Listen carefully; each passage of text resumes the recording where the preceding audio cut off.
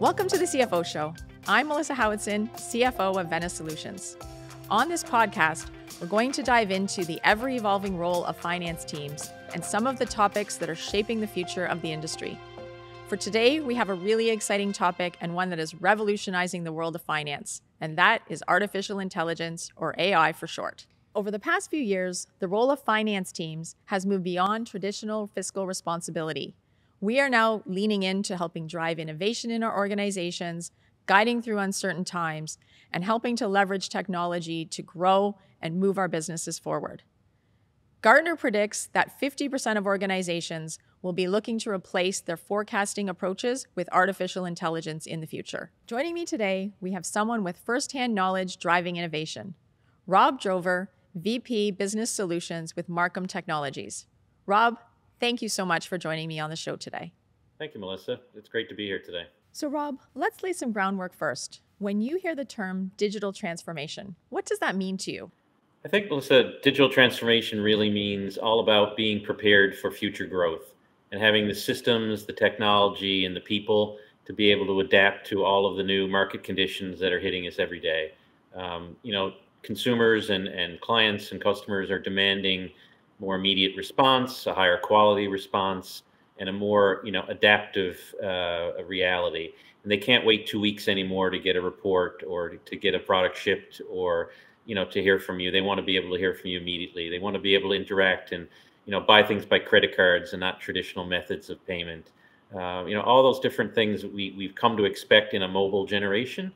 Our clients, our customers, everybody are demanding that, and our systems, legacy systems that are on premise and so on that are difficult to transform, really impede our progress. So I think things like moving to cloud, coming up with unique and innovative ways to invoice and to transact and to pay bills and all those things, is what I would determine as digital transformation. Now, with the rapid advancements that we're seeing in AI, everyone's trying to make sure that they can stay ahead of the curve. What are you seeing as some of the key areas where AI is being used in terms of practical applications? So I think a great example is accounts payable automation. It's an area that we've been struggling with for years because clients are reading manual invoices and transcribing and doing data entry, bank reconciliations, extracting data from credit card statements. All those types of routine practices. People are starting to realize that they can't afford to put manual labor to it, and they need to come up with unique and innovative, AI-based solutions to accommodate for those. And so when we think about why people are implementing some of these tools, and when I think about it, I really think it's about trying to free our time up with automations and be able to do more value-added, thinking kind of tasks. What do you think is an ideal mix of time being spent between, say, the repetitive tasks versus those insights and thinking, value-added tasks? Yeah, I think that's a great question. My non-scientific answer to that is that today we probably spend about 90% of our time trudging through the numbers, processing the transactions, and about 10% of the time actually analyzing and coming up with new strategies and plans and things for the future.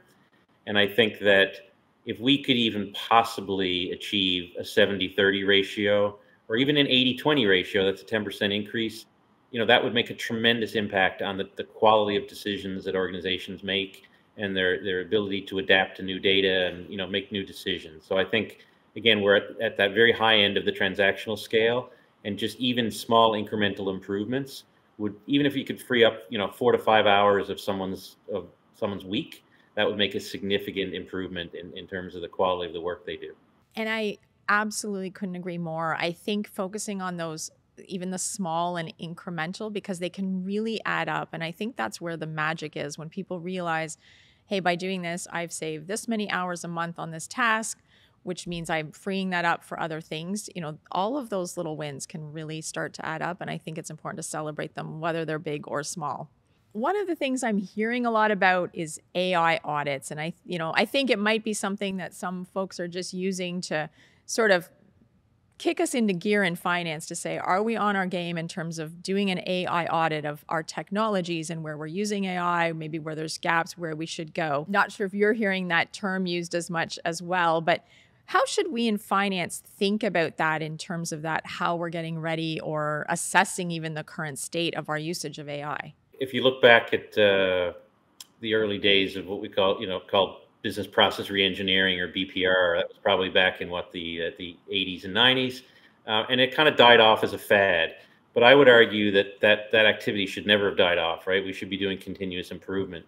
So I think when consultants or others talk about AI audits, they're really talking about refocusing on process improvement, because again, that never goes away and should never go away. It should be continuous improvement.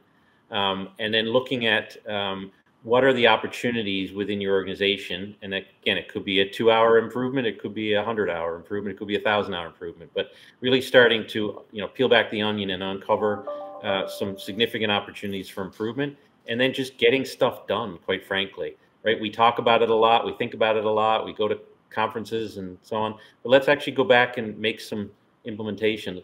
It could start with something as simple as a macro, right? Again, been around for 30 years, all the way up to some advanced machine learning model or generative AI model. So the sky's the limit, but I think you have to start somewhere, and you have to find some people that really have a vested interest and can sort of uncover the opportunities.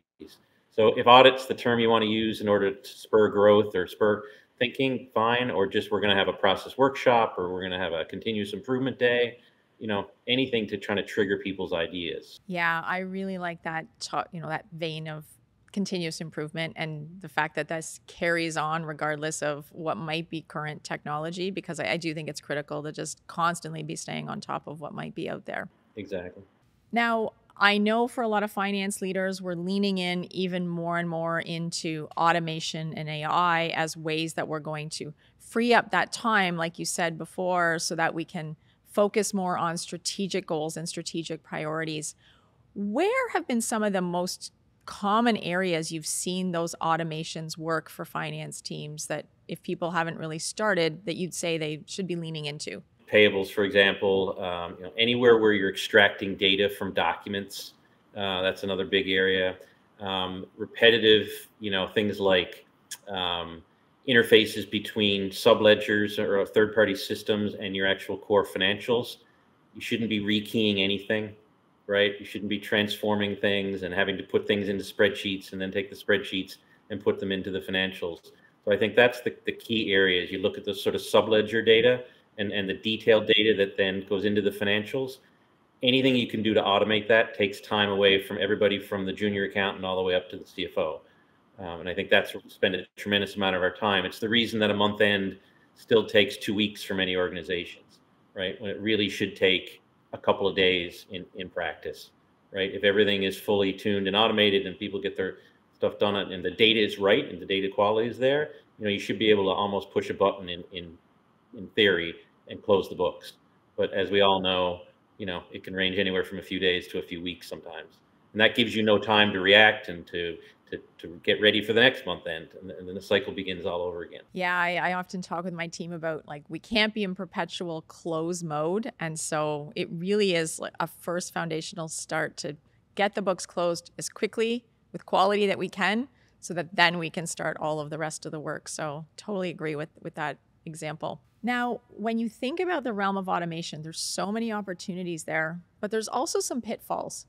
What do you think are some of the key challenges or areas that we should be thinking about of, the downsides and mitigating those when it comes to AI and automation? I'll kind of start at a high level and then I'll work my way down. I mean, I think as you get into some of these more advanced technologies out there, so again, if you took a machine learning model and it's making some sort of prediction, let's say it's going to predict your sales for the next quarter or the next, annual, and you're going to then make decisions on that, whether that relates to staffing or investment or otherwise. You certainly want to test that model and make sure that in real life conditions, and people who actually know the business very well have tested it, they've approved it, they've signed off on the kind of predictions that the model is making. Because obviously if something's coded incorrectly, it will skew the model in the wrong direction, right? So I think that's critical. Another area, businesses that do underwriting, where they're making decisions on mortgages or on life insurance or other qualifications.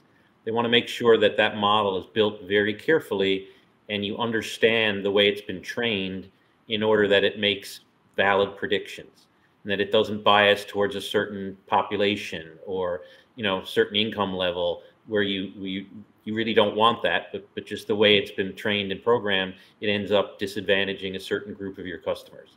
So I think that's very important. Understand how it was built, understand how it reacts. And then I think, you have to look at things like privacy. We've all seen these new models, ChatGPT and others that have hit the market very quickly, and they're asking you input information and we'll give you a result back. Well, I think organizations really need to ask, where does that information go when I enter it? What happens if my employee takes a client's tax return and uploads it, right? Where does that go? Yeah, you might get some interesting analysis back, but now is that information suddenly going to show up in someone else's query the next time they query the model? So looking at the privacy statements, who has access to the data? Is it a private model or a public model? I think all of those things are critically important. Security, privacy, really key. And I think, and you've touched on a little bit, like internal controls. And any thoughts there on how it needs to step up or evolve some of the way we think about even the internal controls around this? Automation and AI in general does a pretty good job at what I'll call self-auditing, meaning that you can program, whether it's a robot or something else, to log in great detail the steps that it takes and the transactions that it processes. And I think that's actually much better than when human labor works on a transaction, because we struggle even to get our timesheets in sometimes, much less having to detail every single step we take in a day. So I think from that perspective, the auditing is actually strong. What I recommend is bring the internal audit folks or bring the folks that have that audit background into the program. Invite them in, explain how the technology works, and make them a key participant. And if they buy in and they understand the power of it, they can actually use that automation to do their own auditing work. So we've talked to internal auditors who would like to use automation in order to then look at more data and to be able to help uncover more challenges within the organization to help the ultimate goal of, good, strong financials with a high quality. So I think it's actually a win-win. You get more detail, and if you can invite, the audit-minded folks in, I think they can actually add a lot and they can gain from it themselves. Yeah, I think that's great advice in terms of bringing folks in earlier. And you're right. In some ways, the controls get strengthened with this when people are freeing up time even to do more of the checking. But we've just got to be cognizant in reframing those controls to work in the new environment. Now, on another topic, when we think about digital transformation, it obviously sometimes means different skill sets even within our own finance teams. And so as we think about helping to continue reskilling, upskilling our own finance teams, what should finance individuals be thinking about when it comes to that? First and foremost, I would say it's, this is a broad term, but sort of data analytical skills, right? Being able to deal with high volumes of data, being able to transform that data, pivot that data, so really come at it from a sort of I'm dealing with a high volume of information. How can I best sort through and slice and dice that? And then be able to recognize what tools are available to help you in that activity. So again, everything as simple as a pivot table in Excel all the way up to a complicated analytical model, that does regression analysis and predictive analytics and all these other things. But being able to sort of understand what those terms are, how they can be used practically in your job, and go out and just research and learn what's available and try things out. 10, 15 years ago, we had to take on-premise courses for thousands of dollars. Today, you can download a lot of these tools for free. You can use trial versions indefinitely. They have, advanced universities where you can take hundreds of hours of courses on AI, machine learning. There's so much available to us today. And I think people that are truly interested in upskilling and reskilling, are going to be the ones that stand out. And we've heard some groups starting to predict that in the future in finance, some of the skills that we're going to need will be a little less finance focused, and we may in fact be starting to bring in more coders, folks that have been trained in analytics, etc. Curious, what are your thoughts when it comes to that? What does that future hiring look like? I think we can take technically minded folks and provide them functional experience, and we can provide functionally minded folks and provide them technical experience. So even within our own firm, we're starting to do things on the technology side that really cross over into accounting and finance. So we're doing things like sales and use tax compliance using robotics, run by the technology side of the business, but supported by the tax side, right? And so we're able to take on roles that traditionally maybe have not even been economically feasible for the firm. We can now do with robotics and automation and bring the tax folks in to do that higher level consulting, which is where they really want to focus. So I think there's that ability to blend between technology and functional experience, as long as, back to your question around auditing, that there are controls in place, that the people at least understand the basics and the fundamentals, and they're supported by people that have the strong functional skills. So Rob, you've given us lots of great things to think about today. If you had to boil that down to just 2 things you'd want our listeners to remember coming out of today, what would that be? I think it's that idea of continuous improvement, right? It wasn't a fad from the 90s. It's something that's going on today and will continue to go on. And then I think it starts small, but actually gets something done. So let's not just talk about it. Let's actually generate some projects. Let's set aside a few hours each week to work on them, and let's automate something, and let's improve something. And lo and behold, it'll be like a snowball going downhill. Thank you so much for joining us today. Now, whenever we have a guest on the show, we do have 2 questions that we like to ask them. Rapid fire questions. Are you ready? I'm ready. All right. First one. What is the best piece of business or leadership advice that you've received? Don't ever be afraid to work yourself out of a job.